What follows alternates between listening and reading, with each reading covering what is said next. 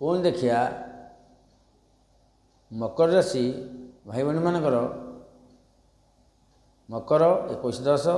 22-10 23-10 कि प्रकार फल मंगल एम को दौरान टी आलोचना करवा।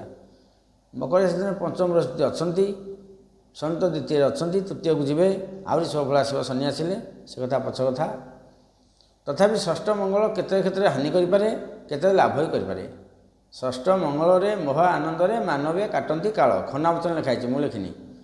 षष्ठ मंगल निश्चय शुभ रोचे कि केते अशुभ भी आसूँ। मकर राशि व्यय टी अधिका रही व्ययर अधिका खर्चर जोग ये 2 मास 2.5 मास पैसा रही मोटे सब खर्च बार्च हो रक्त दूषित जनित बाधा घा हो पारे काछकुंडिया हो पारे कि घा इन्फेक्शन हो पारे किसी इन्फेक्शन जनित रोग शरीर रुनिश्चित सियोर टिके एपट नहीं रही किसी कटाकटी जोग थिला काटिया ऑपरेशन अच्छी ये पारे दांत जनित बाधा भी आसो ये सब जिन मकर रही भाग्यर प्रतिबंधक आसो तापर विभिन्न प्रकार समस्या टिके रही सप्तम दृष्टि व्यय स्थान को तेणु व्यय टी अधिक हम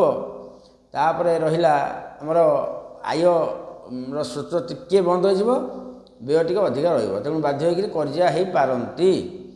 शनि सप्ताह जेहेतु कटिनी टिके पीड़ा रही तेणु टिके शिव दर्शन करूँ हनुमान गोटे पूजा अर्चना करूँ निश्चय भाई भाई मैंने शिवफल पाँच सेमती गोटे कहार पूरा भल अच्छे सेमती ना मध्यम फल आसूँ देखिए अलग राशि।